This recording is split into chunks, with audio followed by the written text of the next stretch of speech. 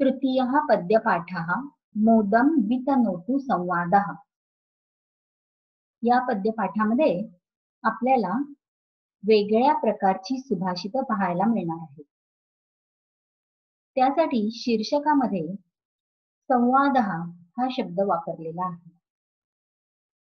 दिलेल्या सुभाषितांमध्ये कोणता ना कोणता तरी संवाद आढळून येणार आहे आणि हा संवाद मोद म्हणजेच आनंद, वितनोतु आपल्याला आनंद देवो अशी इच्छा इथे शीर्षकामध्ये व्यक्त केलेली दिसते. या पाठाची भूमिका वाचूया. सुभाषितानां बहवः प्रकाराः इतः पूर्वम् अस्माभिः दृष्टाः. यापूर्वी आपण सुभाषितांचे अनेक प्रकार पाहिलेलेच आहेत. अत्र विशिष्य संवादमयानी सुभाषितानि संगृहीतानि.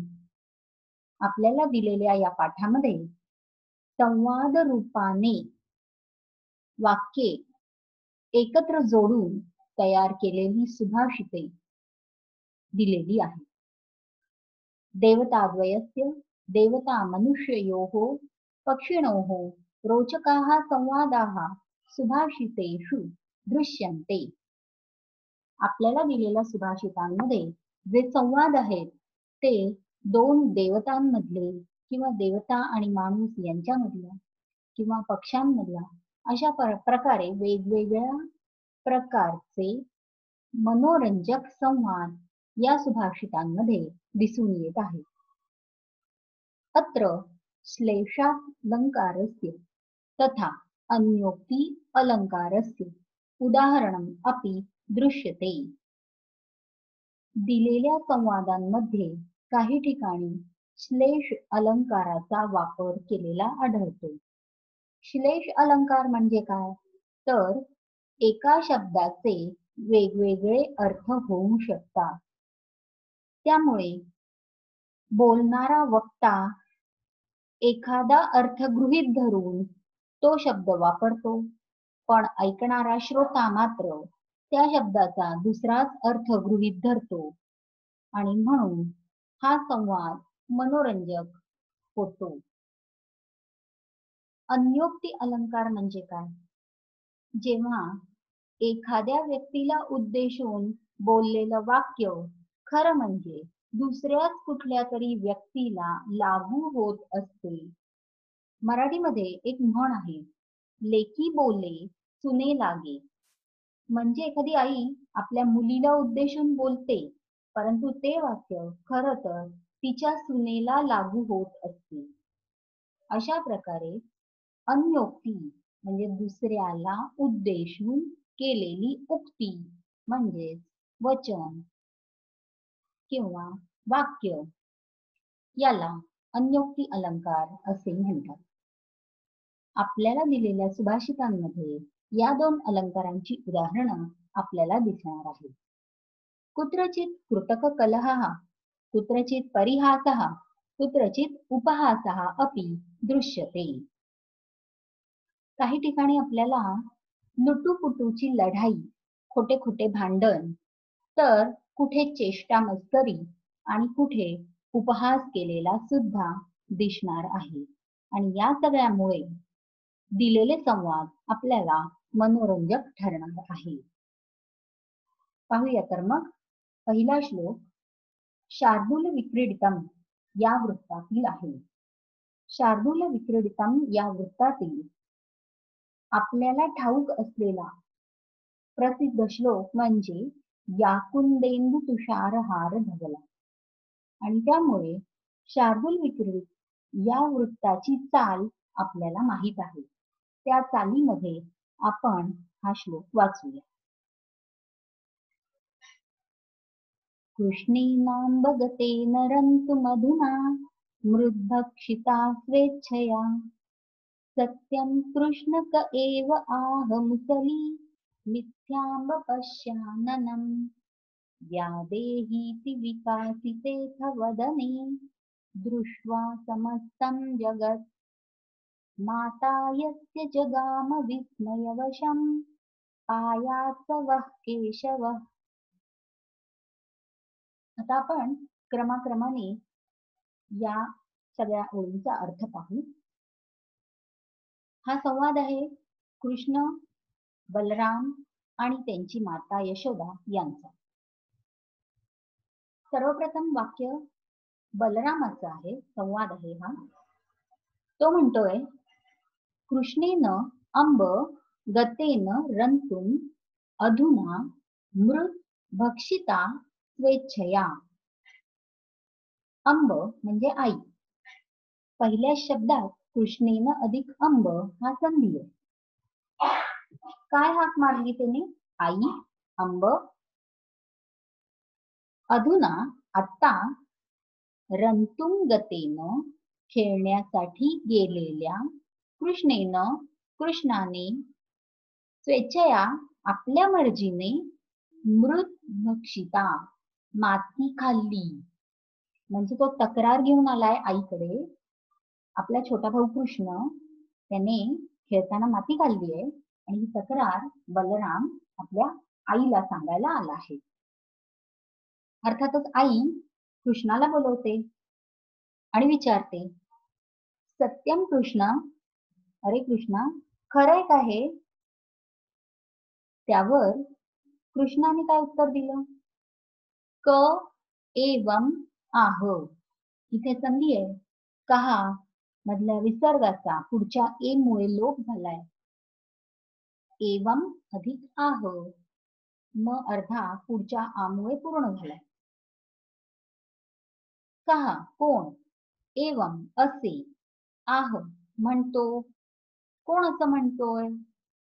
म्हणजे ही तक्रार आईपर्यंत कशी गेली? आईला हे कसं कळलं? हे कृष्ण विचारतोय. त्यावर आईने सांगितलं, मुसली. कोणी सांगितलं तिला? मुसलीने. मुसल हे ज्याचे आयुध आहे असा तो म्हणजे बलराम. बलरामाला हे दुसरं नाव आहे. बलरामाने तिला हे सांगितलं. हे तिने सांगितल्यावर कृष्ण म्हणतोय, मिथ्या अंब पश्य आननम. गाई, हे खोट आहे, मिथ्या.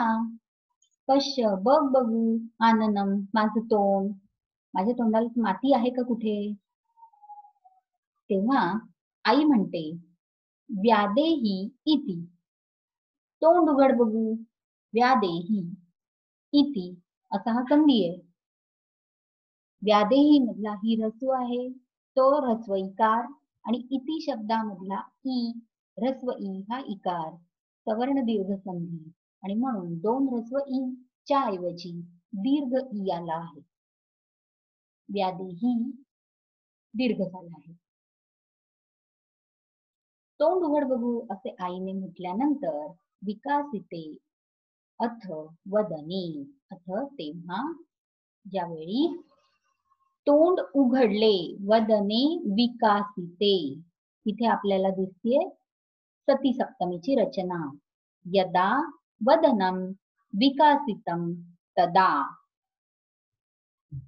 काय घडलं?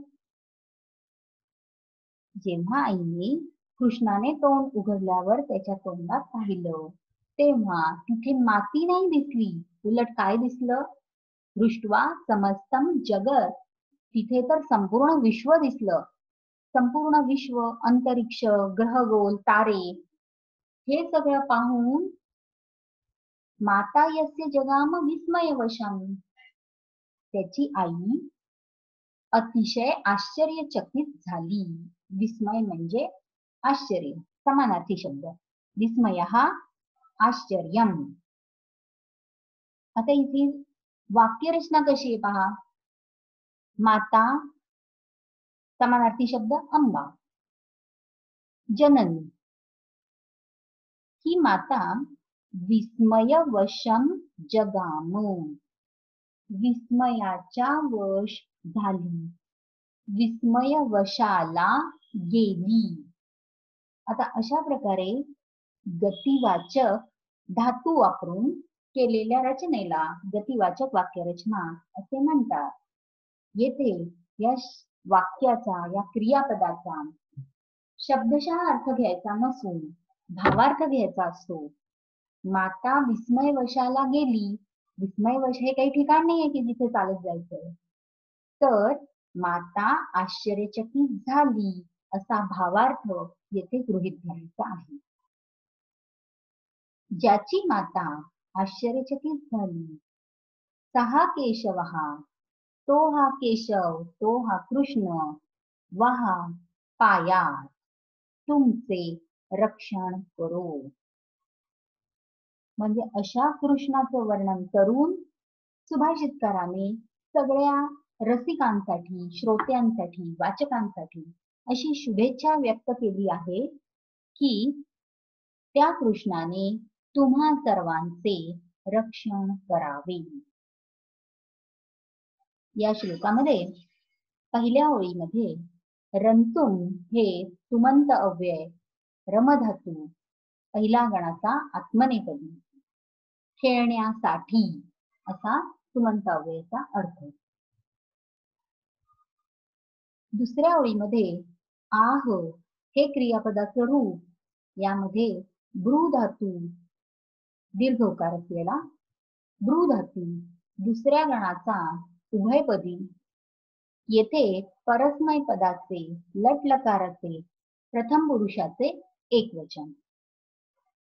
दुसऱ्या ओळीमध्ये आणखीन एक क्रियापद पश्य, यामध्ये धातू दृश्यपश्य पहिल्या गणाचा परस्मैपदी अर्थ पाहणी आणि इथे लोट लकार मध्यम पुरुष एकवचन. त्यानंतर तिसऱ्या ओळीमध्ये व्यादेही वि अधिक आ अधिक दा हा धातू तिसऱ्या गणाचा उभयपदी, यामध्ये इथे परस्मै पदाचा लोट लकार मध्यम पुरुषाचे एकवचन. त्यानंतर तिसऱ्या ओळीमध्ये दृष्टवा हे रूप दृशपश्य धातूचे त्वांत अव्यय पाहून असा अर्थ. चौथ्या ओळीमध्ये जगाम हे रूप गमगच्छ पहिल्या गणाचा परस्मैपदी धातू, याचे परोक्ष भूतकाळाचे म्हणजे लिट लकाराचे प्रथम पुरुषाचे एकवचन. पायात यामध्ये पा धातू दुसऱ्या गणाचा परस्मैपदी अर्थ रक्षण करणे, या धातूचा विधिलिंग लकार प्रथम पुरुषाचे एकवचन. अशा प्रकारे या शार्दूल विक्रीडित वृत्तातील सुभाषिताचा अन्वय आपल्याला पाठ संपल्यानंतर दिला आहे. तो पाहिला की आपल्याला या सुभाषिताची रचना संवादामध्ये कशी आहे हे समजून येते आणि भाषांतर करणे, भावार्थ किंवा सरलार्थ लिहिणेही सोपे जाते. कसा संवाद आढळतोय आपल्याला या पाठामध्ये, या सुभाषितामध्ये? बलराम म्हणतोय की आई, खेळायला गेलेल्या कृष्णाने आता आपल्याच मर्जीने माती खाल्ली. आई विचारते, अरे कृष्णा, खरंय का? कृष्ण म्हणतो, कोण असं म्हणतो? आई उत्तर देते की बलराम. त्यावर कृष्ण विचारतो, कृष्ण म्हणतो, आई अगं खोटंय, माझं तोंड तरी पहा. आई म्हणते, तोंड उघड. आणि मग ज्याने कृष्णाने त्याचे तोंड उघडले तेव्हा त्यामध्ये संपूर्ण विश्व पाहून ज्याची माता आश्चर्यचकित झाली, तो कृष्ण तुम्हा सर्वांचे रक्षण करो, असा पहिल्या श्लोकाचा भावार्थ आपल्याला सांगता येतो. सुभाषित दुसरे हे मंदाक्रांता वृत्तामधले सुभाषित आहे. तस्त्वं शूली मृगय विषयं नीलकंठ प्रियेहम् केकामेकां कुरु पशुपतिर्नैव दृश्ये विषाणी स्थाणुर्मुग्धे न वदति तरुर्जीवितेश शिवाया गच्छाटव्यामिति हतवचाः पातु वश्चंद्रचूडः। आता हा संवाद आहे पार्वती आणि शंकर या दोन देवांमधला. आपल्याला या संवादामध्ये सुद्धा प्रत्येक वाक्यात प्रश्न आणि उत्तर असा संवाद आढळतो आहे. शंकर कदाचित कुठून तरी घरी आलेले आहेत आणि पार्वतीने तर दरवाजा बंद केलेला आहे. आता दरवाजावर जेव्हा दरवाजा उघडावा म्हणून आवाज केला जातो तेव्हा आतून प्रश्न विचारला जातो, घरातून प्रश्न विचारला जातो, कोण आहे? तसा इथे प्रश्न आहे पार्वतीने शंकराला विचारलेला, कस्त्वं, कोण आहेस तू? असा काहीतरी संदर्भ घेतला नाही तर विनाकारणच एकमेकांना परिचित असलेल्या माणसांनी दुसऱ्याला कस्त्वं, तू कोण आहेस असं कसं काय विचारलं असा संदेह निर्माण होतो.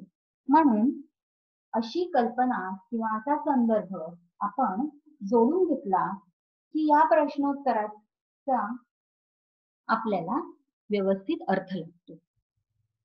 पार्वती विचारतीये, तू कोण? त्यावर दाराच्या बाहेर असलेल्या शंकराने तिथून उत्तर दिलं, शूली. शूली, शूल म्हणजे त्रिशूल. ज्याच्याकडे त्रिशूल आहे तो म्हणजे शंकर. म्हणजे शूली हा शब्द शंकर या अर्थाने शंकराने म्हटला स्वतःचं नाव सांगण्यासाठी, स्वतःची ओळख पटवण्यासाठी. परंतु शूल म्हणजे वेदना आणि म्हणून शूली म्हणजे ज्याला वेदना होत आहेत तो म्हणजे रुग्ण असा अर्थ पार्वतीने घेतला आणि म्हणून ती म्हणते मृगय भिषजम. अरे मग इथे कुठे आलास? जा वैद्याला शोध. भिषज म्हणजे वैद्य, भिषक हा शब्द आहे ककारांत आणि अर्थ वैद्य. मृगय जाऊन शोध, वैद्याला जाऊन शोध असं शूली या शब्दाचा रुग्ण हा अर्थ घेऊन पार्वती त्याला म्हणते. आणि त्यामुळे आता तू कोण या प्रश्नाचं उत्तर पुन्हा द्यावं लागतं. म्हणून शंकर म्हणतात नीलकंठः प्रिये अहम. अगं प्रिये, अहम मी, नीलकंठः ज्याचा कंठ निळा आहे तो, ज्याने समुद्रमंथनाच्या वेळी हलाहल विष बाहेर पडलं, ते प्राशन केलं आणि त्यामुळे ज्याचा कंठ निळा झाला असा मी शंकर आहे. परंतु नीलकंठ या शब्दाचा दुसरा अर्थ ज्याचा कंठ निळा आहे तो मोर. आणि हा अर्थ गृहीत धरून पार्वती म्हणते तू जर मोर आहेस ना मग केकाम एकाम कुरु. एक केकारव करून दाखव.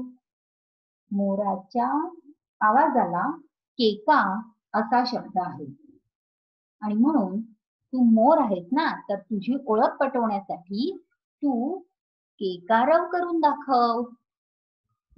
वास्तविक तो केकारव न करता संस्कृत मध्ये उत्तर देतोय आणि म्हणून पार्वती नीलकंठ शब्दाचा मोर हा असा अर्थ घेऊन एक केकारव करून दाखव असं म्हणते. आता पुन्हा तू कोण या प्रश्नाचं उत्तर शिल्लक राहिलंय आणि म्हणून शंकराला आपली ओळख पटवायला लागते. पशुपती, मी पशुपती आहे. पशु म्हणजे नंदीबैल. या नंदीबैलाचा मी स्वामी आहे आणि म्हणून पशुपती मी आहे असं शंकर म्हणतो. परंतु पशुपती या शब्दाचा बैल असा दुसरा अर्थ पार्वती गृहीत धरते आणि म्हणून म्हणते नैव दृश्ये विषाणी, की अरे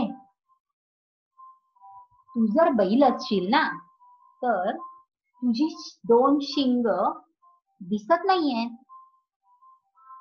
आता पुन्हा तू कोण या प्रश्नाचं उत्तर द्यायला हवं आणि म्हणून शंकर म्हणतायत थाणू मुग्धे. मुग्धा म्हणजे भोळी बाबरी. अगं भोळ्या पार्वती, मी कोण आहे? थाणू. थाणू याचा अर्थ जो कायम स्थिर आहे असा अर्थ शंकर. अशी ओळख आपली करून देतात. परंतु पार्वती म्हणते थाणू या शब्दाचा अर्थ तर आहे वृक्ष, आणि वृक्ष तर न वदती तरुः. वृक्ष तर बोलत नाही आणि तुम्ही तर बोलताय, मग तुम्ही वृक्ष कसे असाल?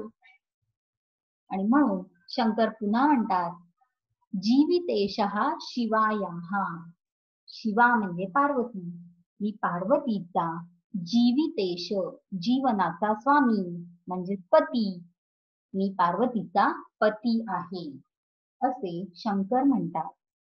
परंतु शिवा या शब्दाचा कोल्ही असा अर्थ पार्वती गृहीत धरते आणि म्हणून शिवायाः कोल्हीचा पती म्हणजे कोल्हा. तर तू कोल्हा असशील तर गच्छ अटव्याम.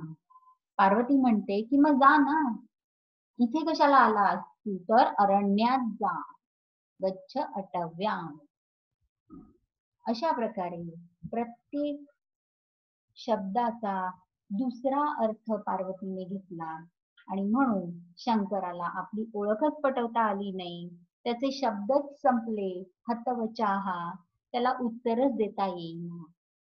असा तो चंद्रचूडहा, चंद्र ज्याच्या मस्तकावर आहे तो शंकर, वहा पातू, तुमचे रक्षण करो असे सुभाषितकार म्हणतो.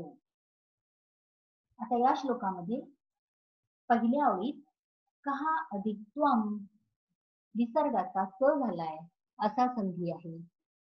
तर पहिल्या ओळीतला शेवटचा शब्द प्रिये अधिक अहम, इथे अवग्रह संधी झाला आहे. अच्या ऐवजी अवग्रह आला आहे. दुसऱ्या ओळीमध्ये केकाम अधिक एकाम असा संधी आहे.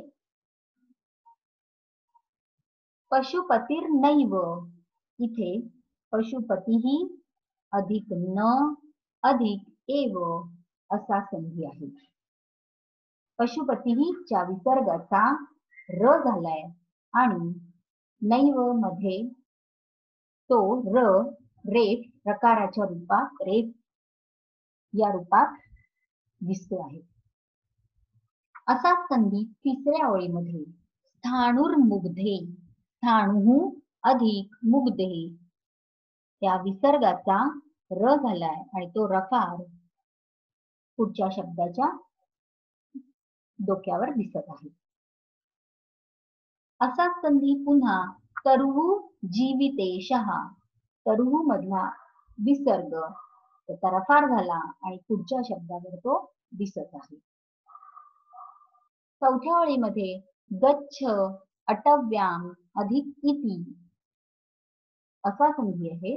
तर शेवटचा शब्द वहा अधिक चंद्रचूडहा, वहा मधल्या विसर्गाचा पुढे येणाऱ्या च मुळे श मध्ये रूपांतर झालं आणि वश्चंद्रचूडहा असा शब्द असा संधी झाला. या श्लोकामध्ये शंकराची विविध नावं आपल्याला आढळतात.